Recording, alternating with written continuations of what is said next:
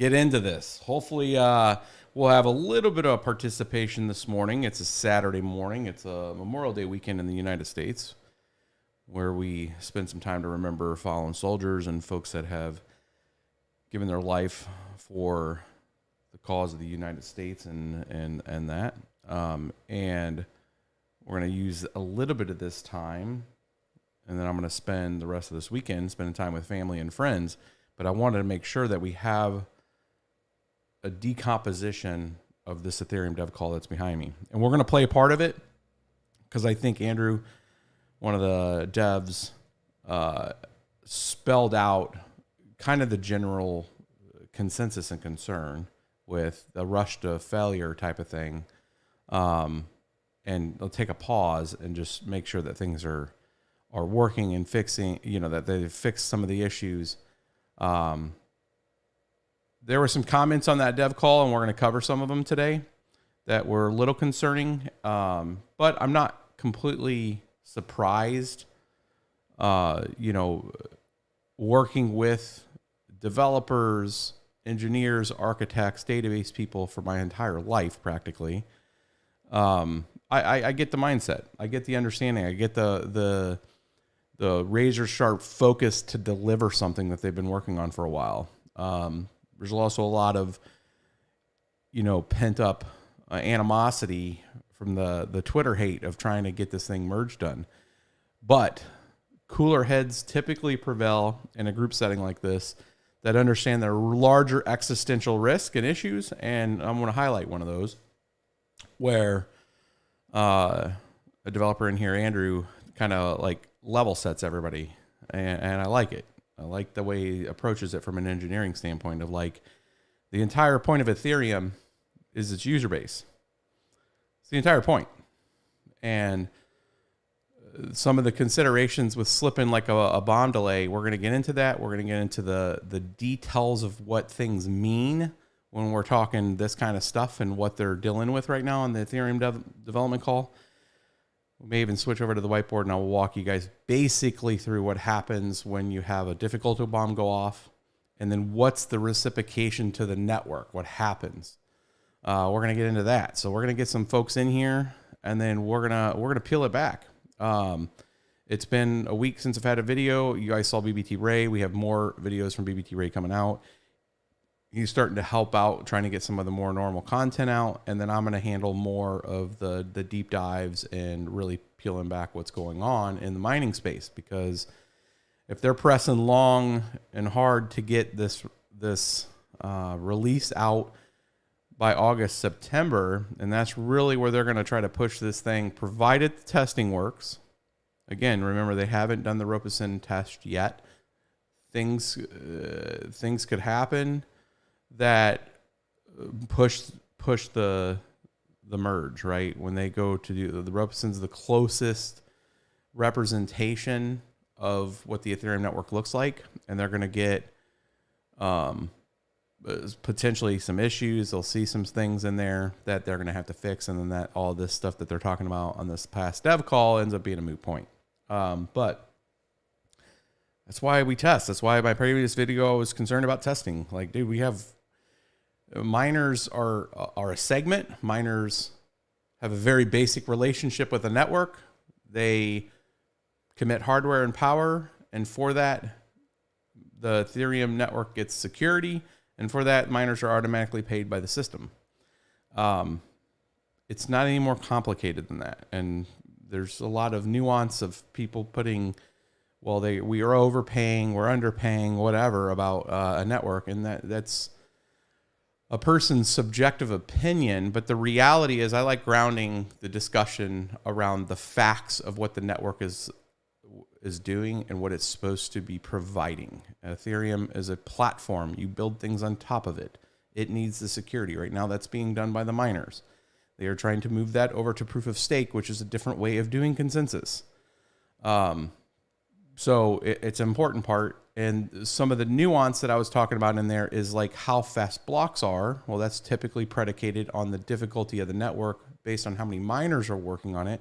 The difficult bomb, for people that aren't tracking what a difficult bomb is, it was a poison pill put into the system this concept of the merge to happen at some point, to where you would wean off essentially miners, because you would artificially drive the difficulty of the network up to such a point that it would become not worth it, because the output of yield that you would get from producing blocks would be so less than what's needed. You would end up having this kind of death spiral of the proof of work chain forcibly pushed to kind of kill that chain off as they transitionally moved over to proof of stake. That's the point of the difficulty bomb, is it disjoins the calculus essentially that's in place to adjust the network. Because remember, in blockchains, in cryptocurrency blockchains, the network has no idea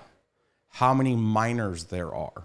I've had this kind of conversation a few days ago with somebody that was genuinely trying to understand the network and understand like the participants and that. And they're like, I still don't understand like what's this difficulty thing that they're talking about.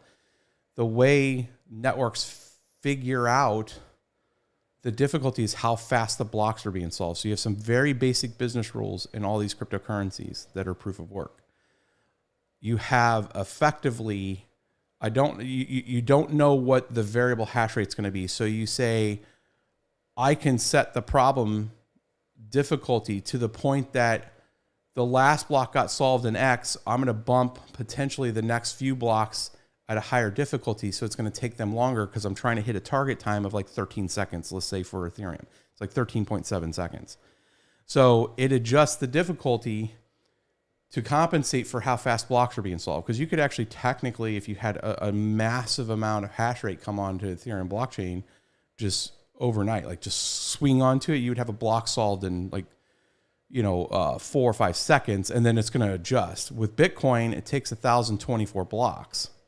So if you have a surge of Bitcoin hash rate come on, it's actually going to start solving the blocks faster than 10 minutes. And it's going to race to that point of 1,024 blocks to where it's going to go, we solved this too fast. The mean time between that time was not averaging 10 minutes.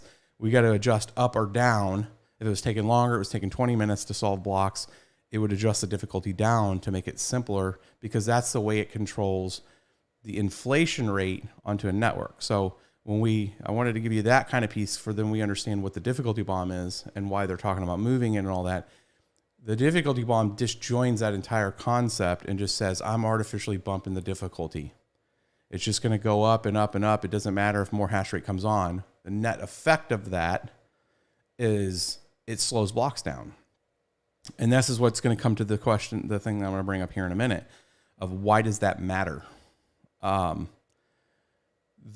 It doesn't matter because, why there's folks that are saying that it doesn't matter because, hey, we're going to move forward. Who cares that blocks are slower? Well, it matters because not only is the inflation rate reduced significantly, like let's say they were talking in this call today or yesterday that, in Amsterdam hard fork, we were at 25 seconds, close to 30 seconds. Who cares? Well, Ethereum's block time is 13.7. So you're doubling the time.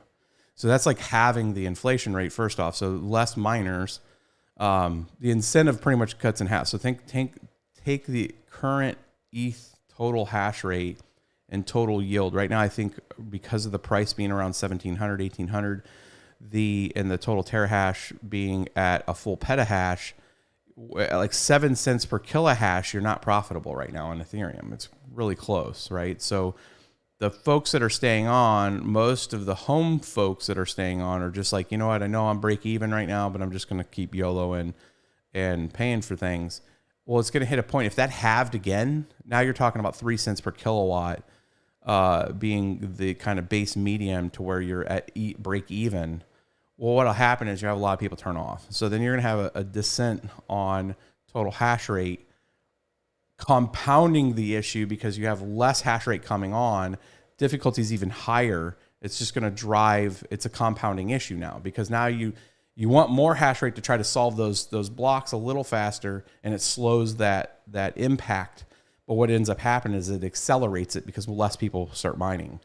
So, because the difficulty is not attached to it anymore, to the mining hash rate. So I would say at around 15 seconds, and this is primarily due to price, and this is something that none of them were talking about or tracking. But as a miner, this is what we kind of track, is as the price of Ethereum has went down, we're now at almost equilibrium. It's $1,700 about equilibrium with like some of the cheapest power availability. So at 1 petahash at $1,700 Ethereum, we're effectively break even at 7 cents, which means now there should be some telling off of Ethereum hash rate. And as the blocks start to increase, you're going to start to see the hash rate decrease, which is going to increase the block time because it's not attached. So this is what they're talking about how fast is the difficulty going to be an issue. To bring this, why this matters is they haven't tested nor have confidence based on what I was hearing on this call. And I recommend the all dev call from Friday. There's some very dry stuff in there because it's very engineering related, but there are very situational things that are talked about in this with relation to acetation and seeing how things work. If blocks being produced on Ethereum mainnet slow very drastically, that it could have issues that they don't, unforeseen issues, right? So is that going to cloud, because that's not going to be kind of quote unquote a potential issue once they're on proof of stake. This is kind of a merge issue only, but it's going to create some issues, and is that going to delay the merge? So bottom line, full circle, they should just, on this call, they should have decided, yeah, we're moving the difficulty bomb. Let's move it 5 weeks, 4 weeks, 10 weeks. It doesn't matter at the end of the day. If they're ready to go, they're going to ship without the difficulty bomb. It doesn't matter. They're not so tied to the difficulty bomb anymore. I don't even know why it's still in there, to be honest with you. And maybe one of the ETH devs can reach back out to me and say, here's why we still have the difficulty bomb, because we fear that miners are still going to mine on it, and if we'll have an issue with the merge. But I don't think that's the case anymore, that they need the difficulty bomb. So I don't even know why they're dealing with it right now. But they're going to have potential issues on a merge because of it. And then they also have the entire part that I'm going to show here in a second, which is the user experience completely changes, right? So if you're submitting transactions, it's not going to happen in 13 seconds. It might happen in 18 to 20 seconds. Now that doesn't seem like a big deal, but in like high Ethereum use times, it matters a lot, because you're just going to have block gas voting. You're going to have things that are going to drive up price, and it could be exponential because people are like, hey, I can't get it in 13 seconds. Now it's taking me almost twice as much time if they let it go all the way to 25 seconds. You have a compounding issue where the blocks are taking longer. You can't get your transactions through. Applications start breaking. Bottom line, bad for the user community. And this is part of the issue that I had with some of the conversation there, is a few of the engineers here are very focused, laser focused on the task at hand of trying to get the merge done, and could care less about the users, right? Like, oh, users dealt with it in Amsterdam back in the day. Well, back in the day, Ethereum did not have, when we were talking that timeline, I was looking at it back, the last time the difficulty bomb went way up. And I don't know if it's just optics are just genuinely not having the scope of the bigger scope. But when a person says it doesn't matter because we had it before, you're not taking into the account that DeFi wasn't really a thing then. It was pretty much Ether Delta was it. You didn't have any of the like liquidity pool, which a lot of it's the DeFi piece of it, Aave, all this stuff was just really brought up after that issue, because we're talking, this is 2017 timeframe, right? I think it was summer of 2017 is when the difficulty bomb was blowing up. So it was just really Ether Delta was your really DEX that was out there. So you have DeFi DEXs that have been just on a whole other level now. Curve Finance, you have Celsius, things that are really tied in. Polygon, layer 2 networks weren't a thing. You have the NFT whole side of things that really blew up. NFT stuff really came along in December of 17, not the summer of 17. So you have like, to make that statement, to say it doesn't really matter on block production is not taking in the architecture and understanding that the scope is so much bigger than before when the difficulty bomb pushed the timing and the block timing to 25 seconds. What I would like to hear is not an all-core dev saying this isn't a problem. I would like to hear from the application producers to say, what does 25-second block times do to you? What does it do to the user experience and community stuff? And why does that matter? Because the freaking people use it or don't use it, and that, are they dumping the price because they're just like, hey, this thing is completely unusable now. Not only was it way expensive, now I can't. Now my transactions don't go through for twice as long, and security's free falling. Like it reminds me of that graphic, like everything is fine and everything on the back is burnt and on fire. Like you got to take it from an architecture view. And I'm trying to be as nice as I can with the engineer hat on my head of being responsible for engineers that would provide feedback like this, and understanding their perspective is just very centric to that engineering task. And it's more than that. So thanks for the suggestion. I think we're going to go with you should go with what is being told by Andrew after this. And let me play this from Andrew of what the concern is here. Let's play this piece here. I'm going to switch it over to the smartboard, and then we'll mute me and play this. Then potentially have another one later unless it's like a big extra effort as well. All right. It's coming right here. Yeah, go ahead, Andrew. I think like small delay, the problem is that we don't want to delay it too often, like delaying it by 2 weeks, then we decide, oh no, 2 weeks is not enough, then delay it by 2 weeks again, and so on. That's kind of wasteful.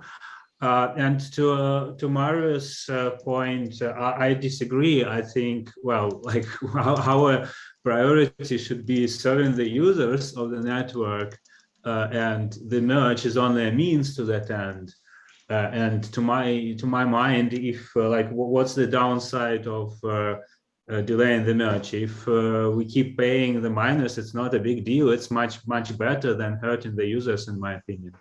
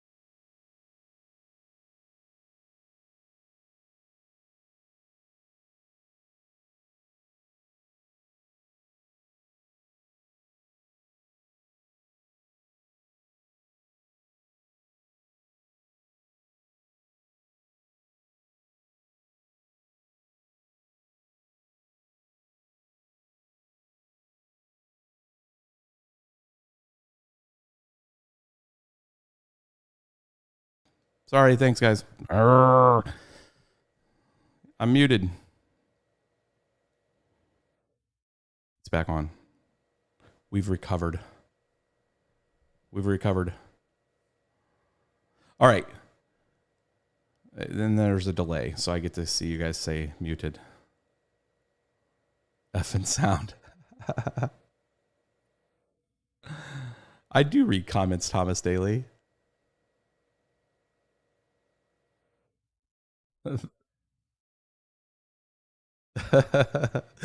This is how long it's taken for it to catch up. Okay.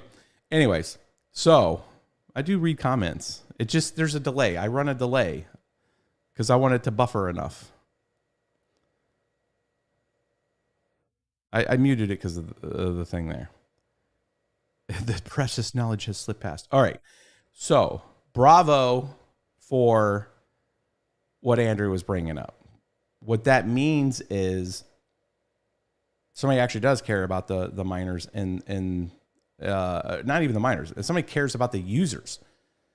And what I was saying when I was muted was it doesn't matter what the developers, they're not providing anything to the miners, right? The network's rules provide the reason for us to be there. It's a permissionless system, right? Meaning the rules are what they are, and we can either participate or not based on the viability of us to buy a GPU or buy a device like an ASIC that's available for those folks that have access to ASICs and pay a power rate, right? That's the calculus that we have to determine if we're going to participate or not. It's not the will of the developer. You have various classes of participation. You have developers that work the code and provide features and functionality for users. Security layer sits underneath. That security layer is what produces blocks, validates transactions in amongst the node providers, right? The infrastructure is there. It's based on the basic premise of what a blockchain does and is. And its incentive mechanism to strengthen that security is based on that, right? So this premise that some of the developers are taking this position that like, well, you know, we need to get the miners off of here. And if we have to delay because something's broke, I mean, that's just a disaster. That's not acceptable, my dudes. Like, take the whole concept. Developers, please take the concept that the miners are a bad force out of the whole concept of this. Understand that I think everybody's aware that ETH wants to move to proof of stake. Do not base your decisions if miners are participating or not. That's just, it's a waste of your time. The security model is what it is.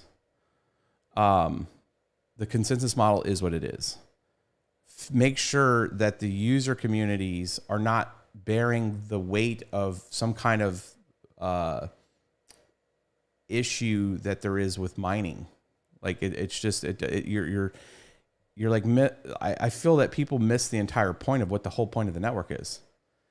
It isn't just about miners. It isn't just about the developers. It is everything about the users. They're the customer, right? The users are functionally using the chain for things like DeFi, like NFTs, all of the various aspects of what that network is, and that's the most important. That's paramount. The next part is features and developments that enhance their experience or bring more people there. You know, it's not a strong number third. It's very important, but it's not like the premise is the security piece of that with regards to a functional working security model that's worked for 7+ years.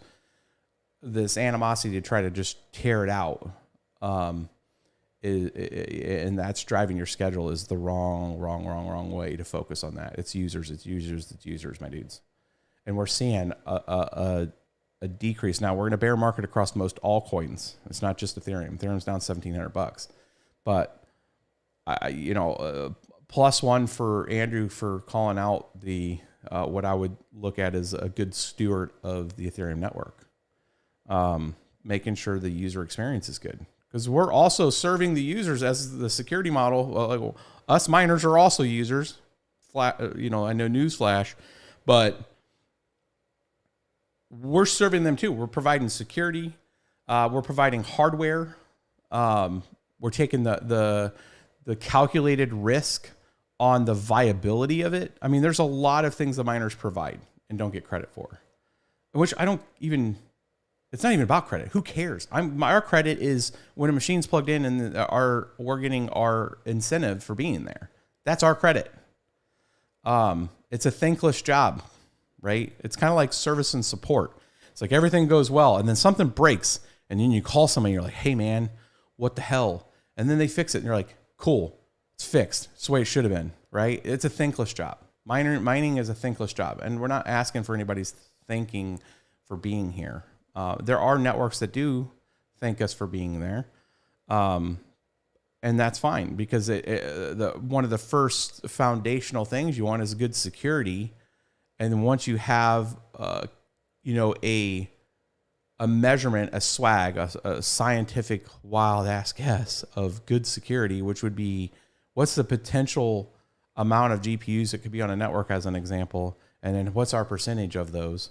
And if it's a high number like Ethereum has right now, it has a blanket effectively like Bitcoin, where it doesn't have to have 51% protection, or it's very highly unlikely that somebody's going to create a shadow blockchain that has more than 51% and then cause a double spend, right? So Ethereum and Bitcoin both kind of live in that realm where they don't have any kind of mechanic like Ethereum Classic has with its MES system, the multiple exponential subjective scoring, to where it has to take target difficulty and say, hey, there's two chains here. One looks a little longer. Don't know if it's the main chain, but if you're going to come and reorg, you got to come to the table with 37 times the current network difficulty requirement. So it has a checkpoint. They had to put that system in because Ethereum Classic got double spent like 4 times because it was competing with other networks for hash rate. And miners provide that based on economics, right? Does it make sense to mine one network over another? You will get your brand loyalists, folks, that will, no matter what, mine something that is less profitable because they're brand loyal to it, or maybe they're a developer in it and they want to provide hash rate for the network. There's a multitude of reasons why somebody would mine a network, and not necessarily just for the incentive. There's some brand loyalty piece in that, but the lion's share of who gets the bandwidth, or the focus of that hash rate deployment, really lies on those incentives. But I don't know. I listened to this twice, start to finish, to try to decouple the timeline. And this is kind of what the point of the video is for you. So effectively the timeline right now for Ethereum, from what I gather from that, is somebody's got to someone in that group is going to create an EIP, which is an Ethereum Improvement Plan, and they're going to make a suggestion. It sounded like 2 to 3 months of moving the difficulty bomb. And then when that executes, could be relatively soon. They're going to pick a date. It's going to be suggested in the EIP. So I would say in the next few weeks, provided that EIP gets written by Monday, Tuesday, they're going to move it, right? So it sounds like it's going to be a 2 to 3 month difficulty bomb delay. Now that doesn't mean that's when the merge happens.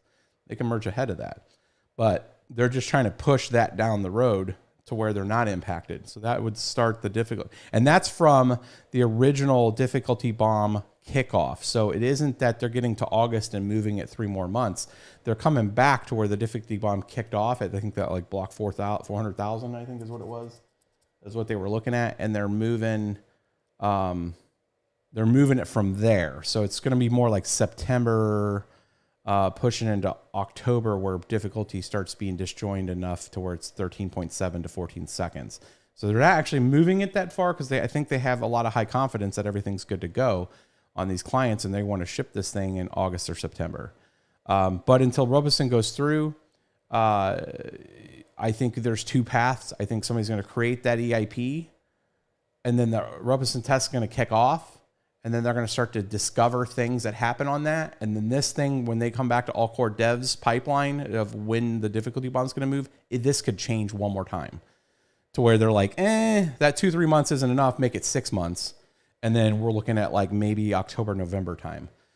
If something is found in Robeson that's just like a showstopper. There are a couple other showstoppers I think that I would consider showstoppers, but nobody's going to take my opinion on it. There was a 7-block reorg a few days ago on Ethereum proof of stake. That's a problem. It was kind of dismissed, at least from a few people on Twitter, of like, well, it could be this or this. I don't really consider this. It's a very rare occurrence. Well, a rare occurrence on a 7-block reorg could break all kinds of things. DEXs, liquidity pools, people could be doing some kind of, could really screw over an exchange if there's not a lot of an exchange usually holds blocks for long enough, but like before they'll actually let something occur, meaning you deposit to an exchange, you do whatever you're doing, you remove the money from the exchange. 7 block reorg is like a minute, right? A little over a minute, like 2 minutes of timing. So like you can't do all that on like a centralized exchange. You couldn't try to double spend in that much time, as an example. But you could on a DEX, you could on Curve, you could on some of these other applications, because it's kind of instant. It's in one block, it's in your wallet, and the next block, it's out of your wallet, and you've done something, and then the third block, you're out. So in 3 blocks, you could do some damage on a 7 block reorg. So 7 block reorg is an issue. It was very dismissed. I would love to have a good conversation with somebody that would try to defend that it's not a bad thing. Happy to have that conversation. I know Marius reached out about having a conversation. Would love to still have that. I would like to have Micah on, somebody like that, to have a conversation with, of explaining to me why that would be an okay thing. But I think they need to figure that part out. And maybe it's just, there are things out there in software development sometimes where it's considered just kind of like, yeah, we know about it and we're taking the risk. And then that needs to be just spelled out to the entire community to say, hey, you can do this thing, but you may have some risk. I would argue it was the same. You could put it in the same class of argument of Ethereum Classic before they did the Thor update, where they made changes to where it made it significantly harder to try to double spend the network through an attack. You could still operate with Ethereum Classic knowing that at any point you would have potentially a block reorg. And people make that call, and people still mined it and took the risk on payouts. And then remember, payouts went way up to where you had to wait like half of a day to a day before you could actually get a payout moved and into an exchange and stuff. So is that the future for Ethereum, where they're like, sometimes there's reorgs. It's a thing. So it's like, that's a sketch. It didn't happen. I don't know. I would like to have that conversation, because it's kind of a big deal. It's not happening on Ethereum mainnet right now. That's not a feature that we're dealing with. So that's something I think that they would want to address. But the question is it going to impact the merge or not? And that's an open question. And then what else comes up on Ropeson? If they don't move the difficulty bomb before the Ropeson test, then they're going to be testing it at 15 second block times, which is delayed a little. And you're going to have potentially some things with miners related to that. So it might be a good test to see if they're going to put a tolerance level of not having a normal, quote unquote, working environment, which was part of what was talked in this too. Of a few of the developers were like, hey, can we just move this and not have to deal with this other long block thing and filled blocks and users having issues, and then we're gonna try to test in that type of environment? Or can we move the difficulty bomb and test in a normal environment, because that's the most ideal? I mean, it's not a hard question, and I don't know why it's even a debate in this, to be honest with you. But I'd love to have that debate with some of the developers. When the sound was muted, it looked like I was singing. Nice, my dudes.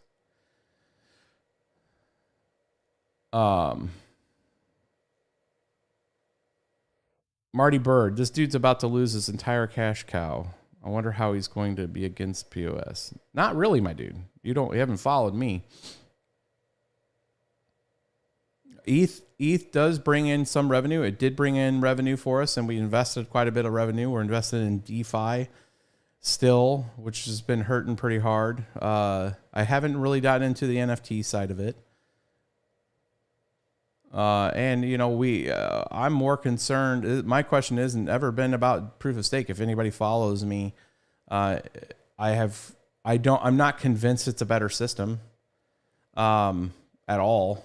I think there's a lot of existential risk you're giving, but it is a system. There are systems, several other chains that are proof of stake, not in the same way that Ethereum's trying to do proof of stake.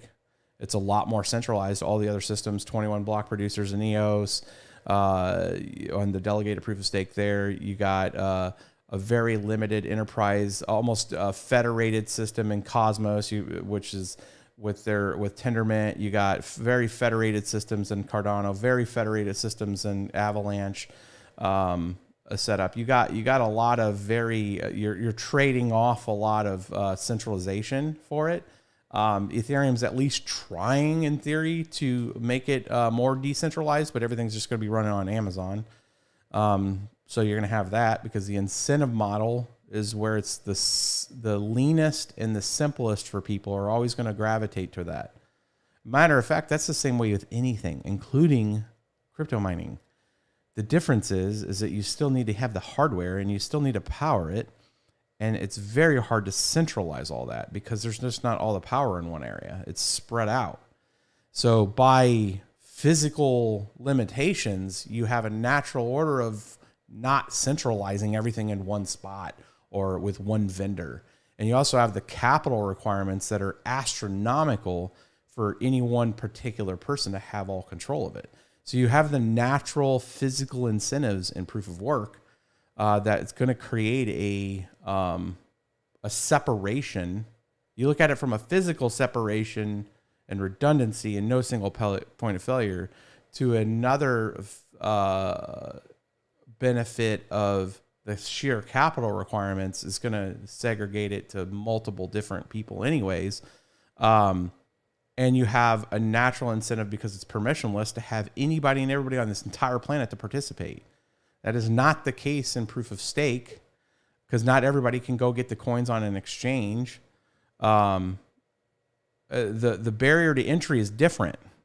The barrier to entry is different for a lot of people. Right now, if you want to go buy Ethereum, how are you buying it? Everywhere. You got to buy it in an exchange. If you're coming from fiat to somewhere, you have to go to a junction point somewhere. You probably have to do KYC somewhere, right? So from a proof of stake engagement level already, you're behind the curve. On proof of work, you could find one of these videos on the night, not know anything about cryptocurrency, and overnight start earning cryptocurrency, participating in the network. The engagement is a completely different model. Now, is that different? Is it worse or better? Is it any of this other stuff? It's just the facts. It's just easier. And you have a natural adoption rate that could occur on proof of work. This is why Sia Coin, Decred, all of these coins, Zcash, all of them just vanished by and large from everybody's thought process because it got centralized to such a point because nobody could participate. And then guess what? The user community pretty much fell off the planet for those coins because those ones went more centralized ASIC type of development. Some went to proof of stake. You look at Dash, you look at all these ones that tried that experiment and look what's happened to their user communities. This isn't, so yeah, I mean, people want proof of stake. That's fine. We'll see. That's what all I'll say is we'll see what happens in it. I'm hoping that Ethereum is the exception when it comes to user adoption and user engagement on proof of stake. Mainly because we've also mined Ethereum for a long time and have invested in Ethereum. I don't want to see Ethereum fail. I'm still questioning if that's a possibility of long-term sustainability, though, because now there's just so much existential influence that could be put into a proof of stake system. The realities are, look at Lido, look at most of the Infura architecture, look at most of these architectures automatically gravitate to the least common denominator of risk and cost, which is essentially a world cloud, which is on somebody else's computer. It's on data, it's on a data center. And they can be redundant and have different availability zones and all that stuff, but it's still the same company. And if some policy changes in a couple of these countries, it could immediately shut down and affect users and everybody else. Mining's a completely different aspect of that. Nodes, completely different aspect of that, right? Everybody can participate in that and plug them in and host one locally. So I could go days for this kind of stuff. I'd love to have debate with that, but that's not the debate today. The debate today is Ethereum going to delay the difficulty bomb? When is that going to happen? And what's the probability of the merge happening this summer I don't think anybody can make that call, no matter how optimistic they are, until they get through the Robeson test, and we start seeing from applications that they're not going to have an issue with the merge. I think that's where it's at. That's the reality of it. At least that's the reality that I'm tracking to it. All right, my dudes. It's been 40 minutes. We'll take a few questions. Why would ETH be an exception? Why would ETH be an exception? ETH would be an exception potentially because it has the force projection of a lot more user base and a lot more functionality already adopted. That's why Ethereum could be an exception. It has the users already.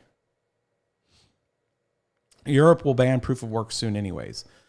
Maybe. There is a lot of ESG pressure. And there's other existential issues in Europe right now when it comes to power and energy because of all the stuff that's going on with Russia. And I'm not saying I would. Obviously, I want as many people on this planet to be able to participate. I also understand there's energy concerns, and it doesn't make sense economically if there's an existential energy crisis, right? That is that's unfortunate, but that doesn't prevent people from participating. Like, I have several people that reach out to me and are like, "Hey, I can't run 4 or 5 rigs, but I run 3 cards on particular networks." And they'll pay for those 3 cards because they want to be a participant in it. People use single GPUs, they're gaming rigs. I'm bringing it all the way down to the fundamental of participation, because remember, what drove a lot of people initially to mining in the early days wasn't so much about, hey, we're gonna have tons of tokens and we're gonna get rich. It was the ability, the fact that you could just find a video on the internet, download some software, start to understand a network, and participate it. The reward is the incentive to participate. It's the hook. If I read how to put a node together, like, oh, that's cool. I can have a node, and I have a copy of the network's history, and I'm serving that to other people. Now let's think of the incentive model there. That incentive model there of running a local node, it comes down to, and I know a lot of people that run local nodes, and they run them not as a 24/7 service. They're like, when I'm home, I pause my node because I don't want the upload saturation, right? Because their internet experience literally is affected.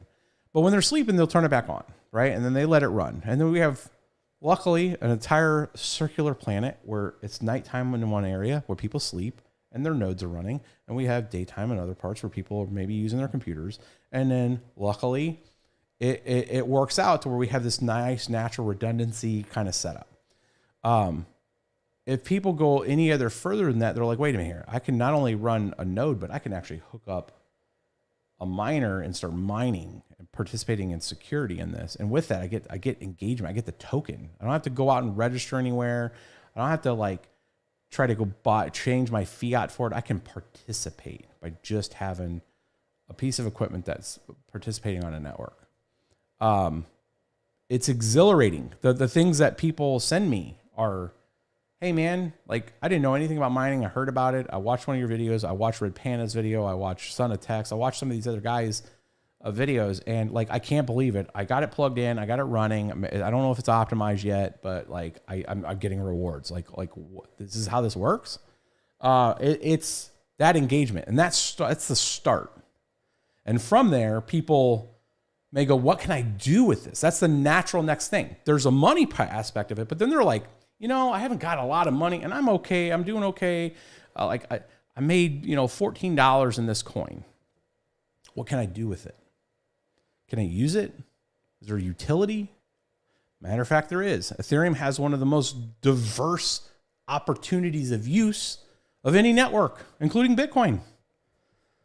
There's a ton of things to do with it. Now, are they right things? Are they good for you? Are cat pictures, NFTs, any of this stuff? We hear about all the expensive NFTs, but you can participate in an NFT market out there. Get on Polygon, switch it over to wrapped ETH, right? If you're not liking fees, right? There's an entire world of opportunity of participation with that coin that you get. Now let's play the proof of stake game of it. I want to play proof of stake game. What's the first place I'm going? I'm going to an exchange. I'm going to pay a fee to buy a coin. Now I'm engaged with a fee minus, I get some less version of it. Now, you had a piece of equipment. There is a counter argument. Yeah, I had to buy a piece of equipment. Well, maybe I already own the equipment. Maybe I use it for other things. That's the advantage of the GPU market versus an ASIC market, is that there's other uses of it. Like I can have my gaming GPU sitting on my computer that's not real fast. Maybe it is fast. Maybe you game a lot. And then overnight, you can let it roll for 6 hours, 8 hours, get some token, and then participate in the network. I see this all the time with folks on Ravencoin, right? Ravencoin, a lot cheaper token.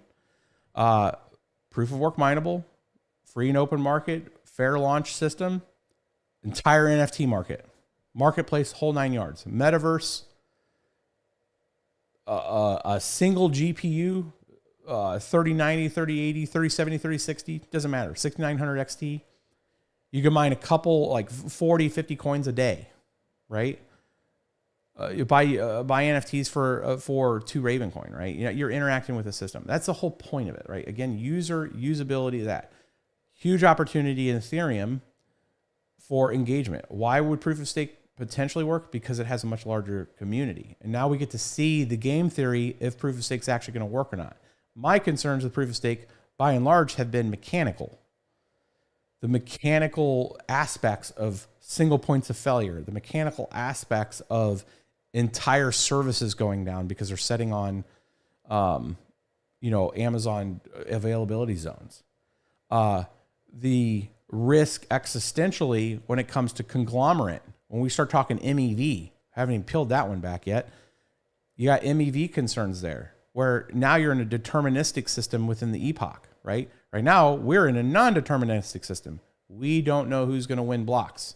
We have no idea. We can do a calculus on it and figure that Ethermine has 37% of the network, provided they have 37% of the network over a period of time. They're probably going to win close to 40% of the blocks, 37% of the blocks. But it's not deterministic, right? In proof of stake, it determines in an epoch who all the validators are. So now you have essentially a distinct list of people. And if they're part of a group that maybe owns 8 to 10 of those validators, there's now new opportunities for them on an MEV standpoint to auction essentially that block space. I got concerns, my dudes. I'm not saying it's going to happen. I just got concerns. I don't know how they're going to handle that. I don't know how you handle that, to be honest with you. A lot of people are trying to figure out how to handle that. That's the kind of stuff that I'm talking about. Is it going to create a natural, Gotham City on the blockchain, right? Where it's just a bunch of just degens ripping the system because now the conditions have changed to the point that they have a little more control, right? I mean, that's what it comes down to. I don't know these questions. I mean, and I would love to have an open debate on that. But again, those are my concerns with POS. I know that I'm not going to influence or make change to Ethereum's roadmap. Not going to happen. However, I am going to point out as an investor in it, as a miner for a long time, that if I have concerns, I'm going to actually call those out because I still have Ethereum, right? I have a staked interest in its success. And don't try to justify an entire argument of like, oh, well, you got vested interest in mining. Dude, we have mining boxes, containers with BTC miners. If we're looking at the ebb and flow of the risk factor for me, it's way more on Bitcoin than Ethereum. We are a lot more on because I can participate now. Like I couldn't participate at the level that we wanted to participate at when everything was being pretty much built and sold in only China. It was very hard to participate. Once China shut down, it gave the rest of the world an opportunity to participate. So we went into Bitcoin mining pretty heavily. But again, it's still that visceral experience of being able to be part of that foundation. And that's why we have this channel, why we explain this on how to do stuff with people. What else we got? kind of vented on Marty, and I don't have a problem with you, Marty. I don't know. I get it, man. If you're in Europe and you're dealing with power costs, it sucks, man. I hate the fact that people can't participate. I feel for people that were entrepreneurs in China and then the government came in and shut them down. Like, I mean, I look at people, and people have the right, have the same, genuinely across the entire world, no matter who you are, race, creed, all that. Everybody effectively has the same kind of wants, hopes, and dreams, want to protect their family, want to have a good life and be able to have some opportunity, because that's part of the driving force. It's the incentive force. Want to come home at night and, not have to deal with stresses. I get it. Everybody, I think by and large, most of the world is like that. And then you have participants in the world that kind of mess with that and tweak it. And then you have just genuine evil people that just unfortunately were born or have some kind of, condition that just tweaks their ability to make decisions, and it turns bad, right? I think genuinely the fact that if a country says you can't mine anymore, that sucks, because I know there's people that were trying to be honest participants and just got kind of screwed, right? Same thing, and if you're overpaying for power, you should never apologize for power usage. I've never got past this ESG complaint or concern. We are consumers. There are roadmaps that are held in the power companies and power providers. They have roadmaps, and they, what discovery over time says hydrocarbons are pretty bad in the atmosphere. Not good. Bad things occur. Is it global warming? Do you want to take in soot in your lungs? Probably not. Health concerns, issues. Got it. That being said, roadmap gets played out. Who's the owner of that roadmap? Well, there's laws, there's ordinances, things to push that timeline faster. There's finance and funding to move that timeline to more renewable resources. Bottom line, I don't hold that timeline, nor do you as a consumer. That is on the power companies. And that is very important for them to get that timeline to get off of hydrocarbons. So if it's a coal plant and it's running coal, and it's like, this probably isn't good, but this is also what powers everything, we need to get a new thing. Well, that's a timeline. What's the timeline on it? Is it 18 months, 24 months, 36 months? If that's a timeline that's moving forward, and the fact that we're using it, we're just a consumer. Now, you could have good energy conservation, but energy is, you can create energy. So if you want to lessen your coal usage power because they're going to turn it off, then you got to do that holistically, not segment different categories. You got an entire electric car initiative across the entire world to try to move cars away from gas to electric. However, coal plants are powering that, right? So it's the same kind of thing. Bottom line, if everybody has such an issue that it's existential and we need to do it, then full stop. Nuclear, full renewable needs to be an entire critical infrastructure initiative. That's the most important thing in the world, right? And that needs to move it. Again, as a consumer for a proof of work, I'm just a consumer, just the same as if somebody using a hair dryer, just the same as somebody using a dryer or charging their Tesla. It's either you use power or you don't use power. This is supporting a security of a financial network. We use security systems and data centers to hold cat memes, right? I mean, so this is my issue with that. So I think that the drive and the focus is misplaced, not so much on the power users, more than on the power producers. What's their roadmap? Who's in charge? How do we make it faster to get to renewable on their platform? Because the consumption's there and we're paying for it. I think that's where the focus needs to be.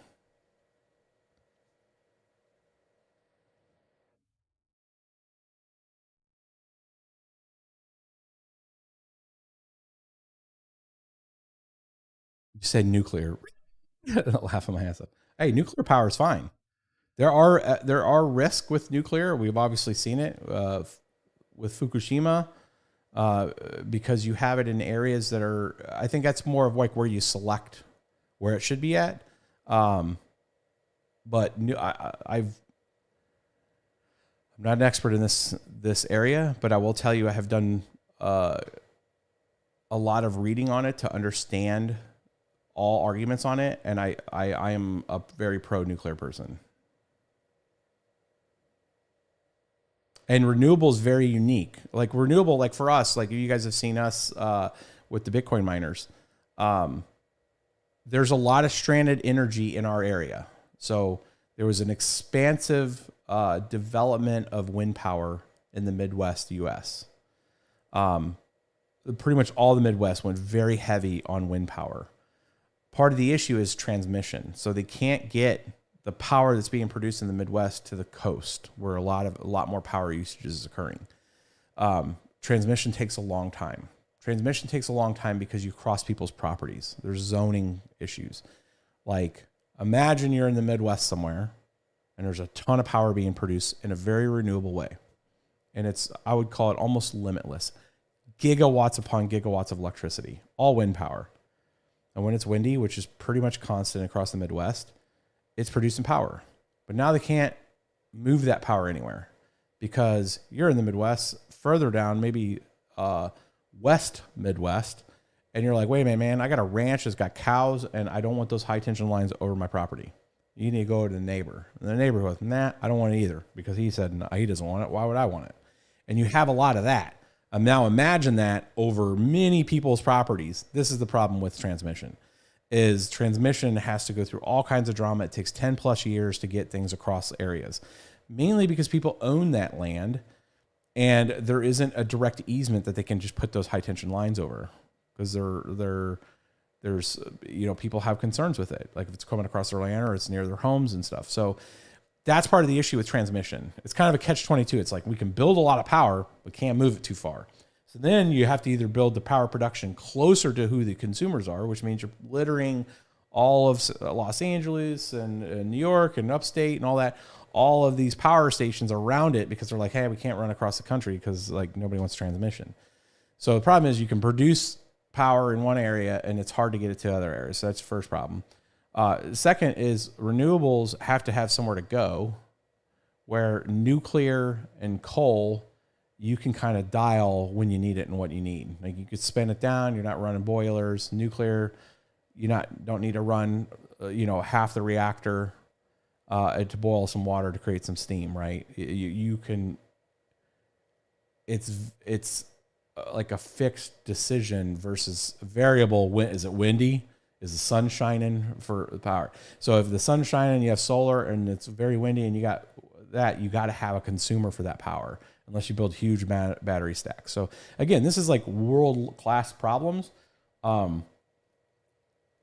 there's an entire group of folks that are responsible for that and have roadmaps and work with people and municipalities. That is a thing. And then we're a consumer, just saying we need power and we need it potentially the cheapest cost possible to be able to participate at the most economical way.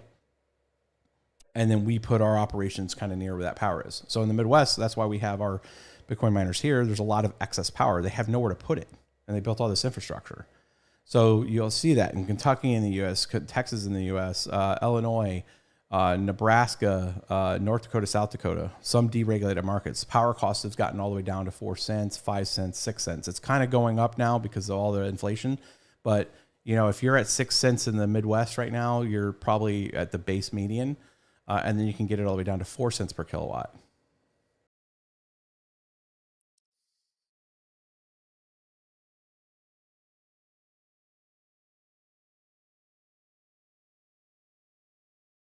All right, my dudes. I see people comparing ETH to Luna. I would never compare ETH to Luna. I will send my nuclear waste to your house, then BitsBeTrippin. Let's see if you're pro-nuclear after that. So nuclear does have waste. And I think there's responsible ways to take care of that waste. You can't take something that's functionally working and then look at its byproduct and then say if it's a controlled byproduct to where we can control kind of where that goes and where it makes sense for that to go as a thing.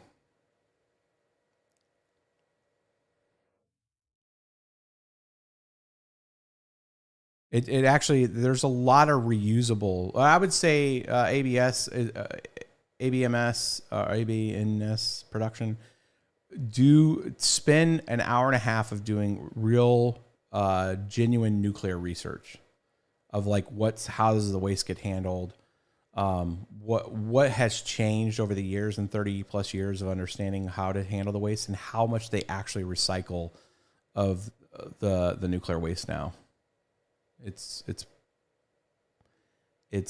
pretty extensive. Raid from the Serpent Stream. Nice, my dudes.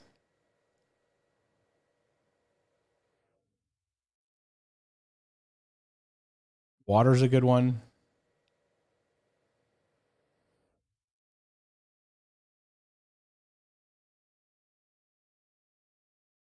Yeah, but I just say do the research, man. I've done the research. I was very neutral on nuclear because I didn't know enough about it, and then I really started looking at when we were doing heavier power systems, and I actually was like, wow, they really know how. It's like anything that gets really over, and rightfully so. Like Fukushima was a disaster, right? There was a significant earthquake. There was a significant tidal wave after that, and it caused a very 100-year type of disaster. And then essentially you had to pour, like thousands, maybe millions of tons of concrete to kind of just set it in its place. Hamster was. All right, my dudes. Well, hopefully it's been an hour. I was trying to make a quick one here today. We're going to be doing a video on Luxor Miner. I've been mining on Luxor Miner for the past week, at least for the stuff here in BBT East, and kind of going through their setup. Talk to Ethan that runs Luxor Miner, and just looking at like dashboard improvements, suggesting some dashboard improvements and stuff, and seeing how that looks. They obviously have multiple coins, not just that. We're going to be covering that, kind of a deep dive on Luxor Miner. They're a PPS plus, not a PPLNS payment design. So we'll cover that, and I'll cover kind of what the difference in the payment schemas are. And then we have a couple other builds that Razor's been working on, where we had, I think it's a Gab 3D send over some 3D parts for some of the racks for if you guys are trying to put together a very cheap miner. You're talking like $5-8 to put together a miner versus paying, $50, $100, $200 for a case type of setup. So we got that coming up and a couple other ones. So again, and then going on some more related to our container build out here in the next week. So we'll be monitoring the ETH situation. Hopefully I'll get that meeting with Marius and maybe Tim Binko if I can get him on the same call, and we'll have just a genuine conversation about ETH if you guys would like to see that.